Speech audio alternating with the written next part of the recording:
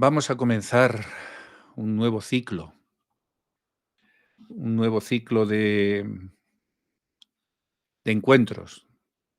Tras haber concluido esta experiencia maravillosa que hemos vivido con el Bhagavad Gita, eh, con estas 18 clases que hemos dedicado a todos y cada uno de los capítulos de Entendiendo el Bhagavad Gita, una enseñanza universal. eh, Espero que con esta obra, ¿no? Y con la introducción que os he hecho a cada uno de los capítulos y con la obra tal y como os la he escrito, y la tenéis en Amazon, bueno, pues cualquier buscador sincero de la verdad, pues va a poder encontrar parte de ella, ¿no? Porque la verdad completa solamente se alcanza más allá de este mundo material. Pero sí que por lo menos uno pueda tener la aproximación emocional, que es, si cabe, todavía más importante, ¿no? Y si a uno el corazón se le conforta, ¿no? Con estas enseñanzas, pues me doy por más que satisfecho. Y ahora vamos a iniciar un viaje precioso, ¿no? De, Vamos a recorrer la búsqueda del hombre, la búsqueda afanosa y vehemente, ¿no? Del hombre, la búsqueda de la divinidad. Y vamos a hacer un recorrido en las próximas clases desde los orígenes del hombre hasta el mundo moderno, ¿no? Cómo han entendido a Dios y cómo han buscado a Dios las distintas culturas, las distintas grandes personalidades también, ¿no? De la historia de la humanidad y cómo han dejado su huella. Antes de remontarme hacia atrás, voy a empezar quizá como las películas estas que a veces vemos, ¿no? Que comienzan en el futuro y después se van hacia el pasado, ¿no? Para comprender eh, toda la historia, qué es lo que ha sucedido. Creo que esta es una iniciativa que promete ser tan enriquecedora como fascinante, espero, ¿no? Y para construir una introducción sólida y coherente a este tema, debemos establecer primero los fundamentos que han originado cada uno de los procesos espirituales. Pero, como os decía, me voy a permitir comenzar desde, desde el siglo XIX, con un movimiento con el cual yo simpatizo mucho, que es el trascendentalismo. Y el trascendentalismo, mirad, es un movimiento filosófico y literario y espiritual, obviamente, que surge en Estados Unidos alrededor de 1830, para que luego no podamos decir que de los gringos no nos vino nada bueno. Bueno, pues hasta incluso los gringos a veces aciertan, ¿no? Y en 1830, alrededor de 1830, surge este movimiento. Y el trascendentalismo se centra en la creencia de que lo más esencial en el hombre y en el mundo trasciende el análisis y la experiencia sensorial, lo que uno puede percibir o alcanzar eh, con los sentidos. Los trascendentalistas ponen su énfasis, hacen un énfasis muy fuerte en la intuición individual como el medio más fiable para alcanzar la verdad y de esta forma superar los límites que nos impone el conocimiento empírico y sensorial, ¿no? El instrumento de la intuición, ¿no? Porque lo empírico, lo que puedes experimentar en un laboratorio, lo sensorial a través de los sentidos, tiene muchas limitaciones, ¿no? Y entonces los trascendentalistas piensan que a través de la intuición, que no es otra cosa sino el poder del alma inherente, ¿no? Se pueden abarcar otras áreas que están más allá de lo que nos muestran los sentidos. Este movimiento valoraba la naturaleza y la consideraba como una manifestación directa de lo divino. Y promovía una relación personal, esto es muy importante, una relación personal e inmediata con lo trascendental, sin la mediación de instituciones religiosas formales, sin sociedades religiosas convencionales, tal y como las conocemos. Entre sus principales exponentes, pues podéis encontrar a Emerson, a Henri Thoreau, eh, y varios más que luego os mencionaré, y ellos abogaban por la autoconfianza, la libertad individual, y esto era muy importante, la libertad individual y el rechazo, sobre todo, a las normas sociales y políticas, a las normas sociales y políticas, a las dos, ¿no? A estas normas sociales y políticas convencionales que ellos consideraban que no eran sino restrictivas, que constreñían y que comprimían al hombre. Aunque el trascendentalismo se nutre de diversas fuertes, por supuesto, incluidas las religiones orientales y también parte de la filosofía idealista europea, pero su esencia, su génesis radica en la convicción de que existe una realidad espiritual y moral superior que es accesible a través de la intuición humana. Y ahora entenderéis, cuando comience me vaya para atrás, por qué quiero haceros este énfasis en esto de la intuición humana, ¿no? Cómo existe una realidad espiritual y moral superior que es accesible a través de la intuición humana. La religión convencional, ¿no? Por otro lado, vamos a hablar de lo que es el trascendentalismo un poco y la religión convencional, ¿no? Para que tengáis los dos lados de la balanza, ¿no? La religión convencional se caracteriza por su estructura jerárquica organizada, ¿no? La existencia de un conjunto muy definido de creencias, de prácticas, de ritos y sobre todo la presencia de instituciones formales que se encargan de interpretar y de guiar la experiencia espiritual de los fieles, de los seguidores de una determinada religión. Estas religiones en su conjunto lo que hacen es enfatizar la relación divina a través, a ver que creo que hay alguien que quiere entrar, ya está dentro. Lo que os decía que estas religiones tienden a enfatizar la relación divina, ¿no? A través de los textos sagrados y la importancia de la tradición y la autoridad eclesiástica, la autoridad, el poder de la iglesia, ¿no? Y de las castas sacerdotales, ¿no? En la interpretación de la voluntad divina. La experiencia religiosa en estas tradiciones suele estar mediada, como os decía, por ritos, por sacramentos y por la guía de líderes espirituales, lo que contrasta con el enfoque mucho más individualista y directo del trascendentalismo. La religión convencional promueve, por un lado, una comunidad de creyentes unida, ¿no? Y unida justamente por una fe común y por esas prácticas compartidas, ¿no? Por esos ritos y rituales. Y enfatizan la moralidad, yo qué sé, el servicio, la devoción, como caminos hacia la divinidad. Mirad, el trascendentalismo y la religión convencional van a diferir fundamentalmente en su enfoque sobre la relación del individuo con lo divino. Y aquí es donde eh, surge la diferencia. Mirad, la mediación y la experiencia directa.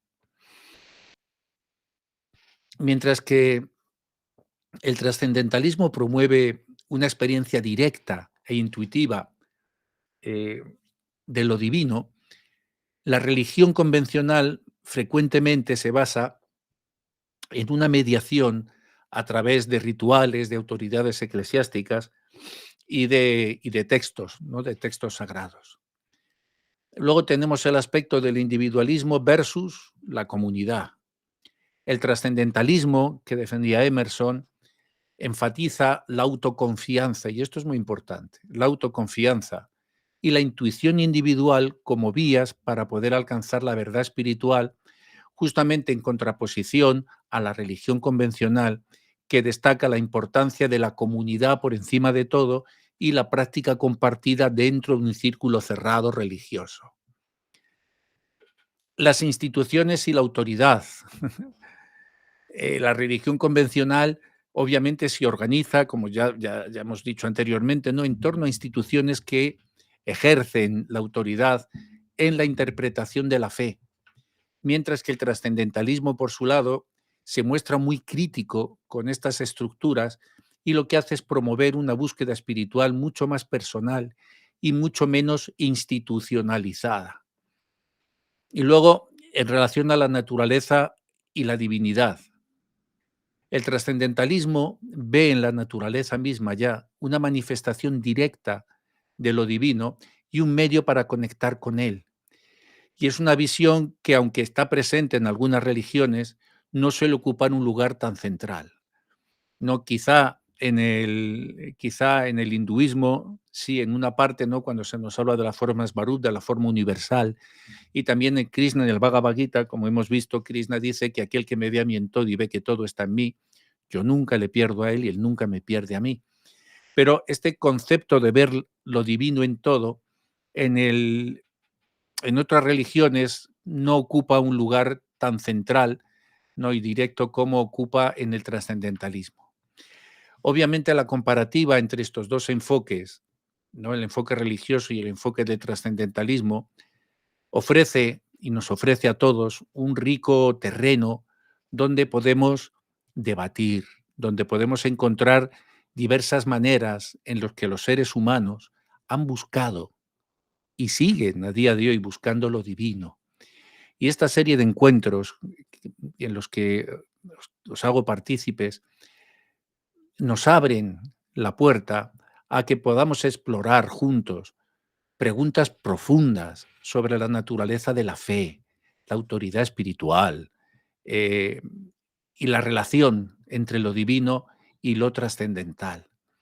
El movimiento trascendentalista de 1830 fue liderado y definido por un grupo selecto, ¿no?, y maravilloso de pensadores, de escritores, de activistas sociales, y han dejado obras e ideas que han tenido un impacto duradero en la filosofía, en la literatura, en la propia teología, ¿no?, también. Y, como os he dicho, los representantes más destacados, pues ya os mencioné a Emerson. Emerson tiene un ensayo que se llama Nature, Naturaleza, ¿no?, que escribió en 1836, y un discurso muy famoso suyo que es el estudiante americano, The American Scholar, ¿no?, que lo hizo ya por 1837, y esta obra, este ensayo, Nature, junto con el discurso de American Scholar, no se consideran textos fundamentales del trascendentalismo. Emerson enfatizaba muchísimo la importancia de la intuición, fijaros qué bonito es esto, de la intuición sobre el dogma. Y Emerson promovía una fe enorme en el potencial humano, en ti mismo como alma espiritual, ¿no? Liberarte a veces de los dogmas, porque cuando los conceptos se convierten en preceptos, atrapan al hombre. Cuando el concepto de un hombre, que no deja de ser un hombre, cuando su concepto lo convierte en precepto, automáticamente su concepto lo está imponiendo a otros a través de un precepto de obligado cumplimiento. Y Emerson quería romper esto y quería que el hombre usara la intuición sobre el dogma. Henry David Thoreau, también maravilloso, que fue discípulo y un amigo muy cercano a Emerson. Él es conocido por una obra muy, muy bonita también que se llama es Walden, ¿no? Y es un relato detallado que él hace, Thoreau, sobre sus experiencias, las experiencias que tuvo durante 2 años. Fijaros, fueron 2 años, 2 meses y 2 días. 2 años, 2 meses y 2 días, viviendo en una cabaña que él mismo construyó cerca del lago Walden, en Massachusetts. Él construyó esa cabaña y allí se encerró y estuvo viviendo solo durante 2 años, 2 meses y 2 días. Y él, Thoreau, mediante esa ese encierro, ¿no?, él estaba buscando una vida simplificada y poder tener una conexión profunda con la naturaleza, como un camino hacia la verdad espiritual. Y Él también hizo un ensayo que es La desobediencia civil en 1849, que influenció después en movimientos de resistencia no violenta en todo el mundo. En 1849, Thoreau ya habló sobre la desobediencia civil, antes incluso de que Mahatma Gandhi la pusiera en práctica. Thoreau ya había hablado de ella, de la desobediencia civil. Luego, pues entre otras figuras también ha habido mujeres siempre, siempre, siempre en primera línea, y ahora que celebramos el 8 de mayo tan desgastado y tan mal interpretado, ¿no? Pues Margaret Fuller fue también una figura central del movimiento trascendentalista. Ella fue periodista, crítica y defensora de los derechos de la mujer, cuyas ideas feministas estaban absolutamente adelantadas a su tiempo ya entonces. Y ella escribió un libro, una obra suya que es La mujer en el siglo XIX, la mujer en el siglo XIX, y es considerado una de las primeras obras importantes del feminismo en Estados Unidos. Y Fuller también participó en las discusiones del círculo trascendentalista, porque se reunían en estos círculos, y además ella fue la editora del periódico del movimiento The Dial, que aglutinaba a los trascendentalistas. Luego está Bronson Alcott y Luisa May Alcott también, pero bueno, no, que fue su hija, y no, no me quiero extender mucho más, ¿no? En hablar de estas personalidades, ¿no? Más adelante, con más tiempo, cuando vayamos avanzando en la historia, entonces sí, veremos la biografía, que os voy a contar las biografías de algunos de estos personajes, junto con la de otros muchos trascendentalistas cuya huella mística vamos a seguir.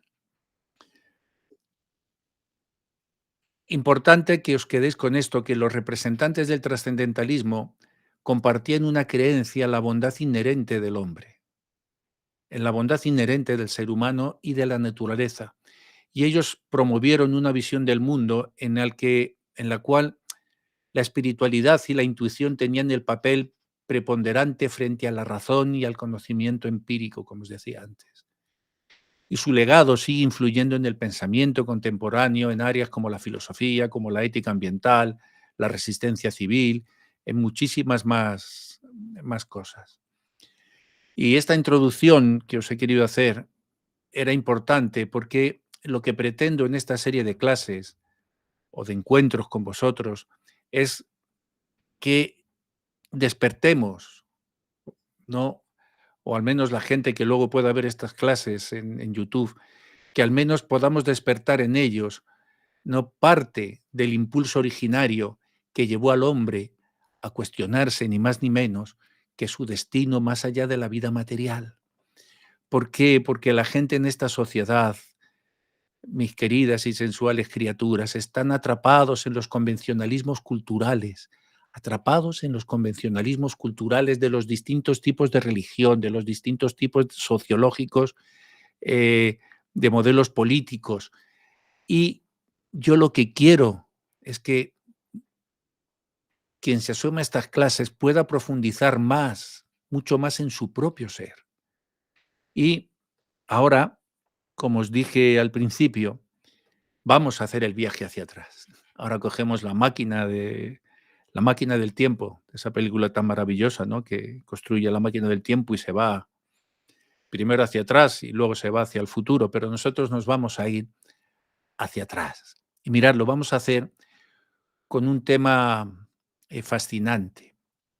Vamos a comenzar con la personalización que los pueblos primitivos hicieron en las máscaras.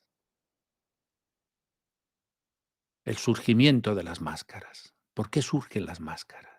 Hasta el día de hoy tenemos máscaras.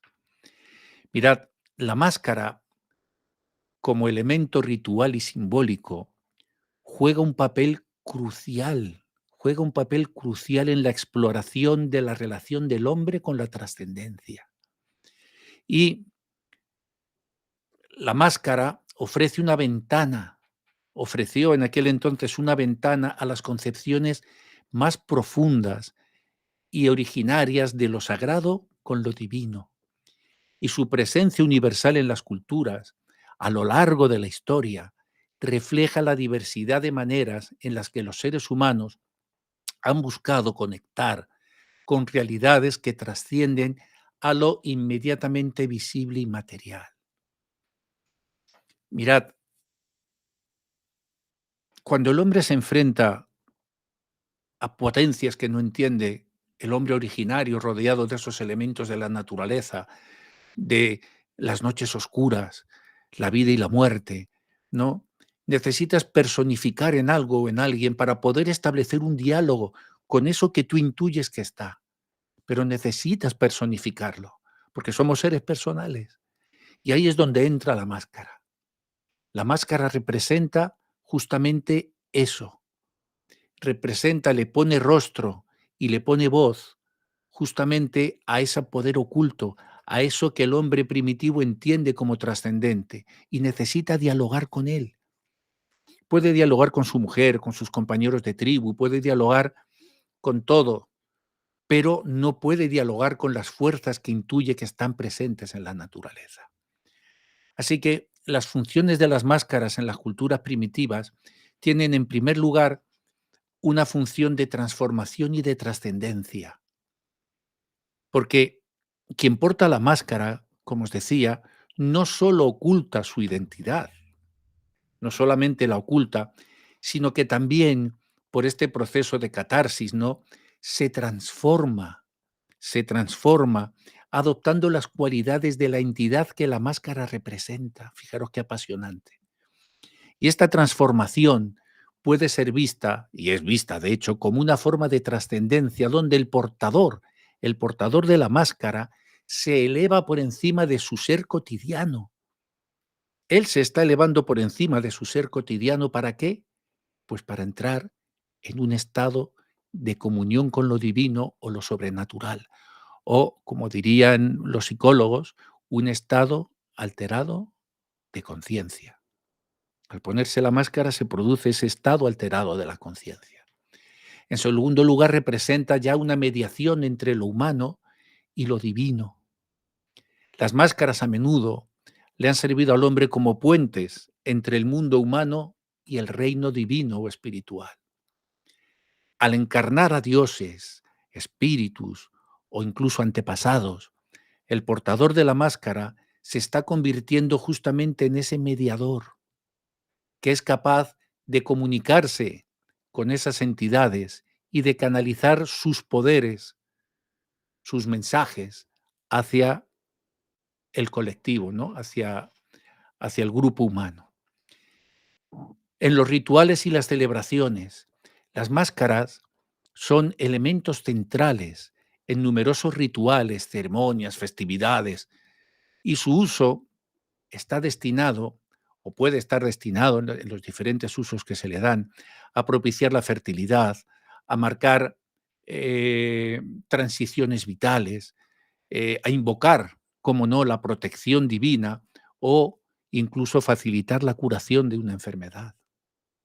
A través de estos rituales, las comunidades antiguas buscaban no solamente eh, eh, ordenar su sociedad, sino influir, no solamente influir en su entorno, os decía esto de influir en sus comunidades, sino también, y esto es muy importante, tratar de comprender y situarse dentro de un origen cósmico más amplio, justamente a través de la máscara que tiene una importancia fundamental, fundamental, fundamental en la evolución espiritual del hombre, ¿no? Justamente la máscara es la primera piedra sobre la que el hombre se puede apoyar y se apoyó para situarse, para buscar un lugar en el orden cósmico. Su simbolismo y enseñanza. Mirad, las máscaras también funcionan como portadoras de simbolismo cultural y gracias a ellas se transmitieron historias, valores, enseñanzas que eran esenciales para la comunidad antigua a través de la representación de mitos. La mitología aquí juega un papel muy importante, porque la mitología, los mitos y las leyendas ¿no? Cuando se interpretan con las máscaras, educan a la comunidad y especialmente a los más jóvenes sobre su herencia espiritual y así pueden recibir su herencia espiritual y social. Mirad, la mitología no te quiere impartir una verdad científica, la mitología a veces choca con la lógica, pero la mitología es un estadio en el que cual te quieren enseñar los principios de la fe, los principios de la religión, pero no es la espiritualidad. Por eso todas las religiones tienen capítulos mitológicos, ¿no? Adán y Eva, ¿no? Hablando con una serpiente parlanchina que se comen una manzana, que los echan del paraíso, la espada de fuego del ángel. eh, Después un diluvio, un tipo que construye un barco y mete a todos los animalitos dentro. Claro que no puedo explicar cómo los tigres no se comen a las gacelas y cómo los alimentaban. Una zarza ardiendo con la que hablas, ¿no? Etcétera, etcétera. Y en las demás religiones exactamente igual veis personajes mitológicos. Luego también hay un punto de catarsis y de transformación social. En algunos contextos, las máscaras permiten la expresión de aspectos de la identidad o la socialidad o la sociabilidad que están normalmente reprimidos. Cuando algo está reprimido, no se puede sacar fuera a través de la máscara, ¿no? Es como es la válvula de escape. Y este uso de la máscara puede tener un efecto, podríamos decir, catárquico, que permitía la renovación social y algo muy importante, la reconciliación. La máscara como un símbolo de la búsqueda interior. La práctica de la mascarada, que todavía hoy la tenemos, ahora vamos a pasar por los carnavales, ¿no? La mascarada, al permitir la encarnación temporal de lo otro, ¿no? De lo sagrado o de lo mítico, quizá, nos está invitando a una reflexión sobre la naturaleza del yo profundo y de su relación con lo trascendental. Esta dualidad entre el portador de la máscara y la entidad que representa, la podemos ver o podríamos verla quizá como una metáfora de la búsqueda espiritual del individuo, una invitación a trascender lo meramente personal y explorar dimensiones más profundas de la existencia. Al incitarnos a reflexionar sobre el significado de la máscara en las culturas primitivas, se nos invita también a que consideremos, fijaos bien, cómo estas prácticas espejan las propias búsquedas humanas por su comprensión y significado y conexión con lo trascendental. Las máscaras espejan las propias búsquedas humanas. La búsqueda humana, que es el hilo conductor de esta serie de clases que vamos a hacer, ¿no? En busca de la comprensión de Dios, del significado de Dios, de la divinidad y de la conexión trascendental. Y tiene todo su origen en esta máscara.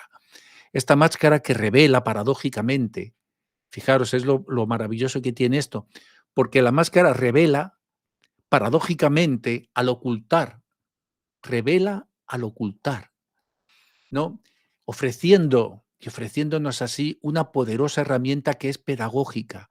La máscara es una herramienta pedagógica para explorar las dimensiones más profundas de lo humano y de lo divino.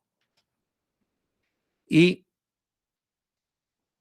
esta afirmación destaca una perspectiva fascinante sobre la evolución de la espiritualidad humana y su expresión a través de las artes y las prácticas culturales. A mí siempre me fascinó esto, las prácticas culturales, las artes escénicas. La máscara, como la primera precursora de la comunicación con lo divino y con lo trascendental, representa, representa efectivamente, lo representa uno de los medios más antiguos y directos a través de los cuales, fijaos, los seres humanos han buscado conectar con realidades más allá de lo tangible y de lo cotidiano.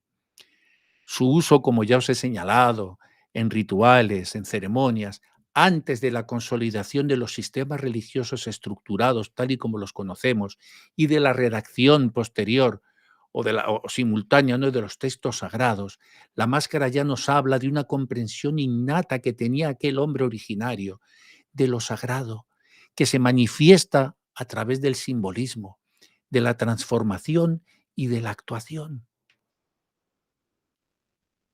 Y no tenían religiones formales, y no tenían ni siquiera textos, pero tenían máscaras. La máscara en el teatro de las máscaras. El teatro de las máscaras ha sido parte integral de diversas culturas. Mirar desde el teatro de las máscaras de Bali, que es maravilloso, hasta Grecia, Roma y durante el Renacimiento, ¿no? El teatro de las máscaras en Italia también, la comedia del arte, donde se utilizaban las máscaras en la comedia del arte, ¿no? Se ha sostenido esta, o se sostiene sobre esta tradición espiritual y simbólica que ha perdurado maravillosamente hasta nuestros días. Todavía en pueblos de España, en muchos pueblos tal, veis que sale uno, y en Hispanoamérica, uno que con la máscara que representa al diablo, el otro al no sé cuánto, la gente le pega, hace, todavía está vivo, y está vivo también en el teatro, todavía.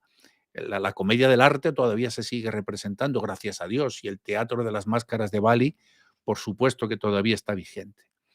Así que en Bali, justamente, el teatro de las máscaras es una práctica profundamente espiritual, donde cada actuación que se hace en Bali, en el teatro de las máscaras, es una verdadera ofrenda a los dioses, y las máscaras en sí son consideradas sagradas. La máscara en sí ya se considera sagrada y capaz de invocar presencias divinas. No es algo menor el teatro de las máscaras. En la antigua Grecia nació ligado a rituales en honor a Dionisio. Dionisio es el dios del vino, ¿no? Que luego en Roma pasa como Baco, ¿no? Pero en las Dionisiadas, ¿no? Él, Dionisio, es el dios del vino, de la fertilidad, del éxtasis. Y las máscaras permitían a los actores, en el teatro griego, en el teatro clásico, encarnar a dioses, a héroes y a otras figuras míticas.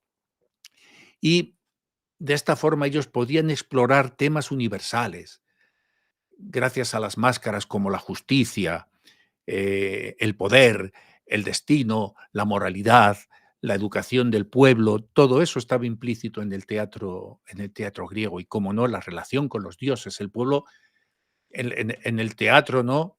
En el auditorio temblaba, ¿no? Viendo las representaciones de los dioses. Y además tenían una acústica muy, muy buena y tenían efectos también de escena. En Roma, por supuesto, Roma hereda y adapta muchas de las tradiciones griegas, manteniendo la importancia de la máscara en sus representaciones, ¿no? Tanto de caracteres y de estados emocionales, esto es muy importante, sirviendo como altavoz para poder amplificarlos. Y durante el Renacimiento, el teatro experimenta un renacer en Europa fabuloso, ¿no? Con formas como la comedia del arte italiana, de la que ya os he hablado, donde las máscaras lo que hacían era facilitar la improvisación y la expresión de los arquetipos sociales y humanos y escapar de la represión de los dogmas de la Iglesia. Entonces, fijaros que la máscara que usa el hombre primitivo, el hombre en sus albores de la conciencia divina, lo que usa para comunicarse con lo divino viene en el Renacimiento otra vez al rescate del hombre que esta vez está prisionero de los dogmas, está encerrado en las doctrinas fanáticas religiosas y a través del teatro del arte, a través de la máscara, encuentra una bocanada de libertad de expresión social y libertad de expresión espiritual. Las artes escénicas, como una expresión de la evolución espiritual, tenéis que entenderlas así.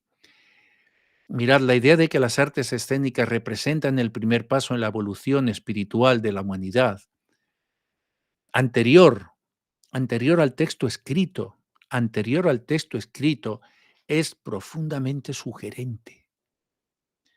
Esta visión resalta el papel del arte y de la representación como medios primordiales para la explotación de verdades espirituales y existenciales. Antes de que las doctrinas religiosas fueran codificadas en textos sagrados, las personas utilizaban el teatro y utilizaban el ritual como los medios dinámicos para, para conectarse con lo divino, comprender el mundo a su alrededor, gracias al teatro, a las artes escénicas, a la danza, y para transmitir conocimientos y valores. Y este enfoque, ¿no? Podríamos decir performático, ¿no? En la representación, ¿no? Hacia lo espiritual, lo que hace es subraya la importancia, fijaos, la importancia del cuerpo, la acción y la experiencia directa en la búsqueda de lo trascendental. Y a través de las artes escénicas te ofrece una forma de conocimiento y expresión que es visceral, visceral y vivencial. Al considerar las artes escénicas dentro de este marco evolutivo espiritual, reconocemos la capacidad innata del ser humano para buscar significado y conexión precisamente a través de la creatividad de la que hemos hablado tanto, de la creatividad, de la narrativa y de la transformación simbólica. La continuidad y la continuidad y la persistencia de las prácticas basadas en la máscara y en el teatro, en las diversas culturas, lo que hacen es evidenciar una necesidad humana que es universal, de explorar, expresar dimensiones trascendentales de la propia existencia. Y nos sugiere esta continuidad de la máscara que en su esencia, que en su esencia, todas y cada una de las formas de arte, todas y cada una, fijaos bien, son manifestaciones de nuestra eterna búsqueda de lo divino. Son manifestaciones de nuestra eterna búsqueda de lo divino. Cuando nuestros pueblos, nuestros antepasados descubren el ritmo y lo acompañan con la danza, y en la danza se produce un éxtasis, y ellos danzan para invocar la lluvia, para aplacar a los dioses, para invocar la fertilidad. Pues los indios de Norteamérica danzan, la danza de la lluvia, que es tan famosa, ¿no? Y cómo ellos danzan alrededor del fuego, y el fuego representa la lengua de Vishnu en la cultura de la India. El fuego es lo que convierte lo material en sutil. No es casual que ellos dancen alrededor del fuego y tienen danzas de guerra. También bailan antes de ir a la guerra para invocar la ayuda de los dioses con una danza. Y luego en la representación teatral, en las máscaras, en todo eso, las artes escénicas vienen imbricadas en el hombre. Es algo así como que el hacedor del teatro cósmico le otorgó a un grupo de actores desmemoriados las cualidades de los artistas sin saber de dónde les provienen, para que su desarrollo artístico, en la evolución de su desarrollo artístico, se encuentren y se reconozcan a sí mismos como almas espirituales. Así que, primer estadio del hombre, el arte, la máscara, la danza, la música y, como no, la representación pictórica. Ya veis cómo los antiguos comienzan a hacer representaciones pictóricas y comienzan a construir en la arquitectura, que es otra de las bellas artes también, la arquitectura que está presente. Vemos sitios como Stonehenge, comienzan a hacer dólmenes, comienzan a ubicar un escenario para sus representaciones. Así que iniciamos este viaje tomando conciencia de, ¿y tú qué máscara llevas? ¿Cuál es tu máscara? Hasta el día de hoy seguimos usando máscaras. Seguimos en este teatro de personajes. Y ahora nuestras máscaras son más sofisticadas, más sutiles, pero seguimos usándolas.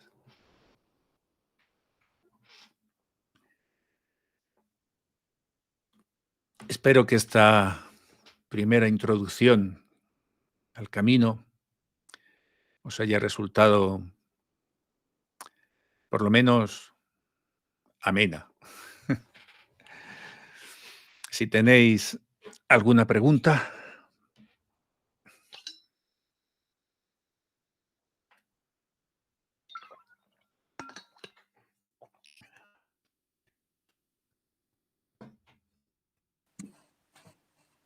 Muy buena máscara, Udova. Habla un poco para que se te vea en la grabación que estás con la máscara. Personare, sin boca, personare. Ahí está. Esta la uso con los mismos fines, con los pacientes. Trabajo mucho con la máscara. Qué bueno. Con los mismos fines que usted mencionó. Es un facilitador. Ayer la guerrera se asustó cuando la vio. Porque intencionalmente es neutra, ¿no? A veces trabajo con que construyan sobre una máscara nueva. O que deconstruyan la que ya llevan. Eso primero. Y a veces según el caso. A veces yo me pregunto, estaba escuchando estas palabras finales, ¿no? Si se puede andar sin máscaras.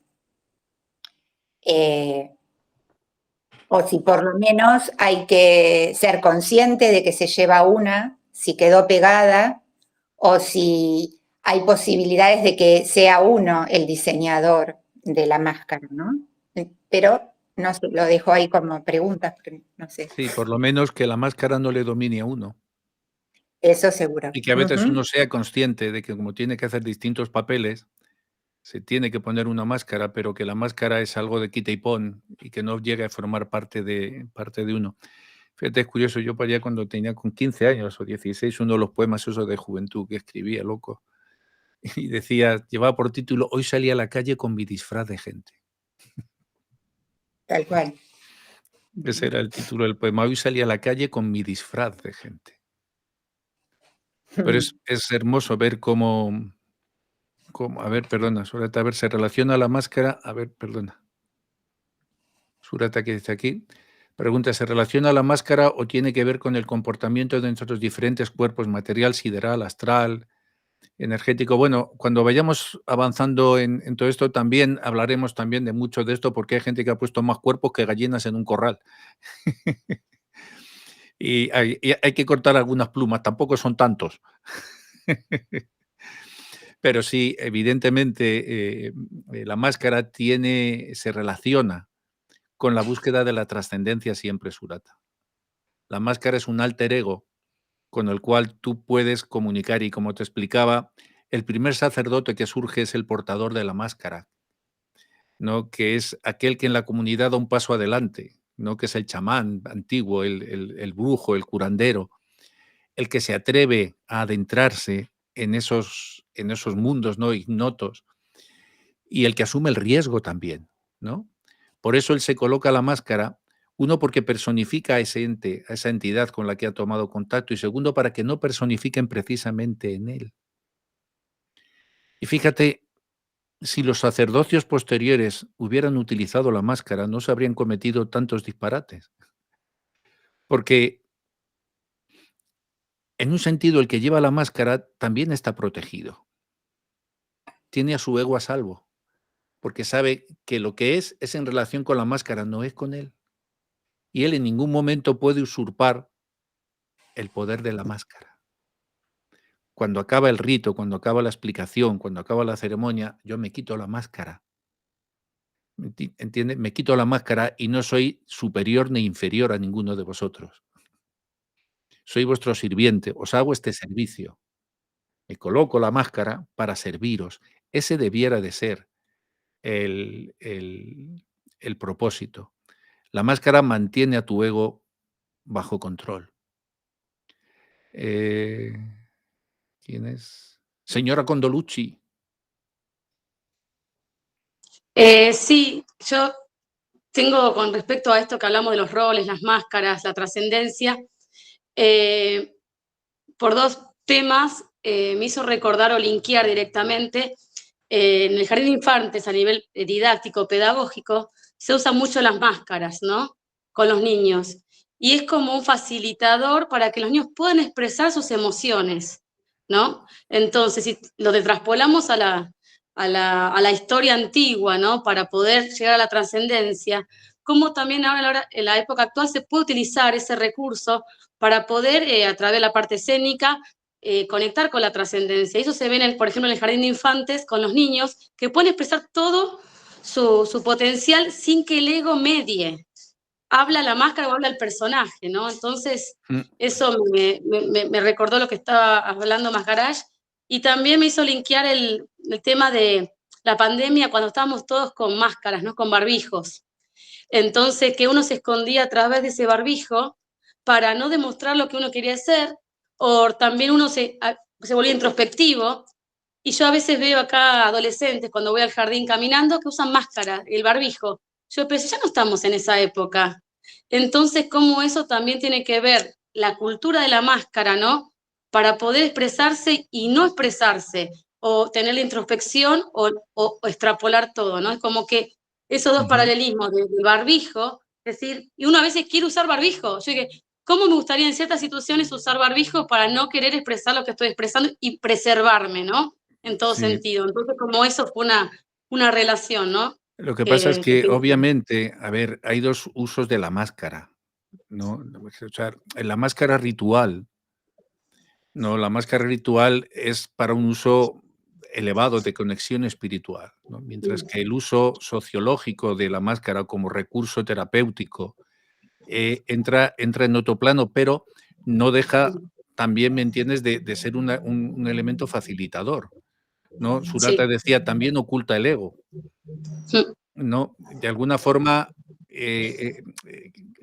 con la máscara te atreves a ser la persona que normalmente no eres. Por eso Carnaval era esa rienda suelta con la máscara. La máscara me permite sacar lados míos, buenos y malos. No significa que cuando uno se pone la máscara por ahí tenga que salir un tipo degenerado, no. Cosas que no se atreve a expresar. Y algunas pueden ser maravillosas, exaltadas, ¿no? Lo que no se atreve a expresar con su rostro, se atreve a expresarlo cuando lleva una máscara. Purushottam, tú querías hablar, habías levantado la mano.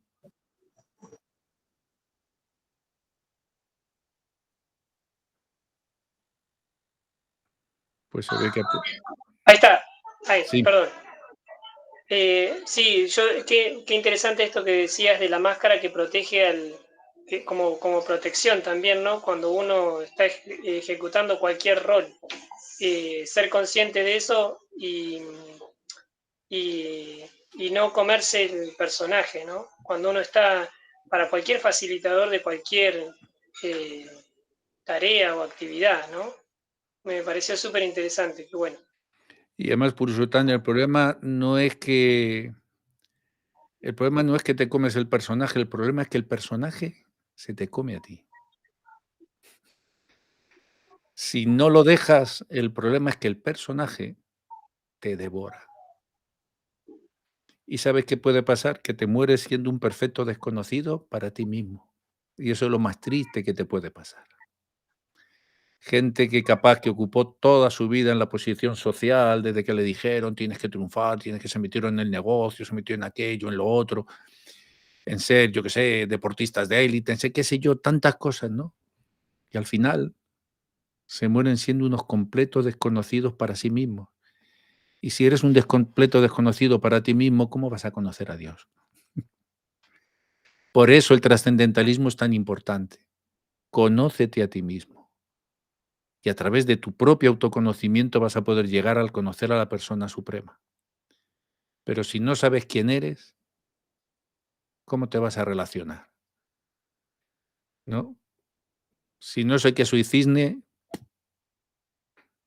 ¿qué voy a hacer? Pues capaz que me voy con las gallinas, que me hablaban bien. Lo del patito feo, ¿no? Cuando encuentra su propia naturaleza, ¿no? Estaba entre los patos y no era feliz, claro, porque desconocías tu naturaleza, ¿no? Cuando dejes que tu naturaleza fluya, entonces encuentras a los cisnes. Entonces el personaje te devora, Purushottam, te devora.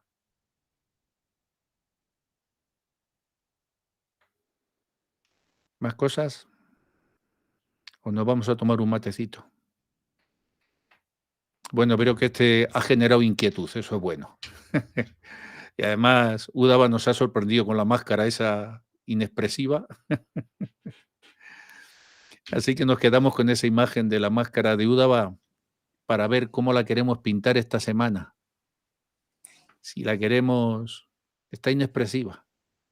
Así que vamos a elegir.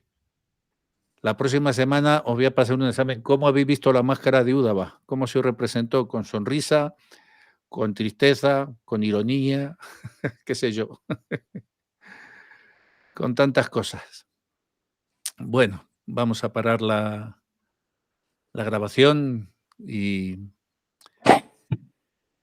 continuamos con el siguiente peldaño, en búsqueda de Dios. Lo que pasa es que este tema escénico nos va a acompañar durante mucho porque las artes escénicas han ido acompañando, han ido completamente ligadas a la evolución espiritual del hombre, y en la propia Iglesia Católica los autos sacramentales han continuado ahí. Están en los autos sacramentales, en las orquestaciones, en los Te Deum. Ha estado ahí, los cantos gregorianos. Ha ido siempre aparejado. Aquí mismo en Elche se celebra el Misteri, que son las representaciones, la anunciación de la Virgen. O sea que incluso las nuevas religiones que surgen toman del mundo antiguo, toman del hombre antiguo, toman esos instrumentos y los incorporan y los utilizan. Los incorporan y los utilizan. Entonces vamos a ir viendo cómo es como una serie de capas, ¿no?, que se van acumulando. Y a veces, claro, si haces una lasaña ya con demasiadas capas, la masa se te queda cruda. Entonces yo creo que a veces lo que ha pasado en el mundo moderno es que en las religiones le pusieron ya demasiadas capas a la lasaña. ¿Sabes? Con 1000 hojas no se puede hacer una buena lasaña. Entonces tenemos que aprender a simplificar la receta para ser más felices. Bueno, nos vemos la próxima semana y continuamos el viaje. Ser moderadamente buenos.